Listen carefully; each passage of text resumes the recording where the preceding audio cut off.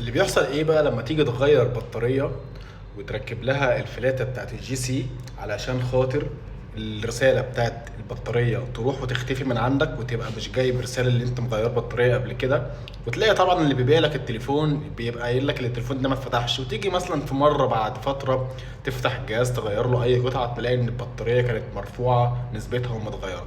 طيب المشاكل بقى اللي بتسببها الفلاتة دي وهوريك بالدليل. كان في حد منزل منشور على الفيسبوك في جروب الخاص بالايفون ان البطاريه كانت 93، وانا قلت لكم ان البطاريه مش شرط تتنفخ عند نسبه معينه.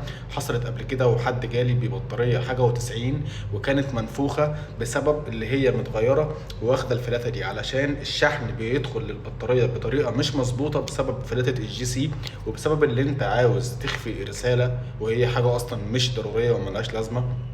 الفلاتة دي بتدمر الدنيا. ده المنشور اهو اللي هو كان بطاريته 93%، وكمان ما عندوش علم هي اصلا البطارية بتيجي بالفلاتة دي ولا المفروض البطارية بتيجي كده بس. فخلي بالكو، نصيحة ليكو، اوعى حد يغير بطارية ويبقى عاوز يخفي الرسالة عشان يركب بس الفلاتة دي في حين ان الموضوع طبيعي وملوش لازمة. اولا انت بتضر نفسك وبتضر الجهاز بتاعك. ثانيا انت لما بتعمل كده فدي حاجة يعني حرام، اللي انت تغير البطارية او تغير قطع في الجهاز بتاعك عشان تخفي الرسالة، عشان لما تيجي تبيعه لحد ما يبقاش معروف اللي انت مغير له بطارية قبل كده.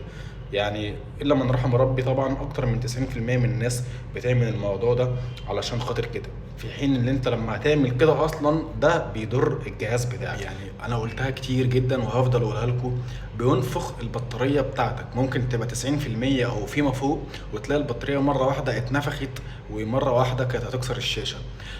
مرة واحدة ممكن تلاقي النسبة بقت في الاعدادات 0% وبقت جاب لك رسالة اللي هي قطعة غير معروفة. كل المشاكل دي ممكن الجهاز يبقى بيراستر، ممكن يبقى واقف على لوجو ابل، تلاقي الجهاز شغال معاك طبيعي وكل حاجه وتلاقيه ما بيشحنش، بيحس بعلامه الشحن ومره واحده تختفي. مشاكل كتير جدا بتحصل بسبب بس اللي انت بتعمل الموضوع وبتركب الفلاته دي. فدي مشاكلها كتير جدا، وفي ناس من الفنيين كتير محترمه بطلت تعمل الموضوع ده حتى لو هيكسب من ورا الفلاته دي الوفات.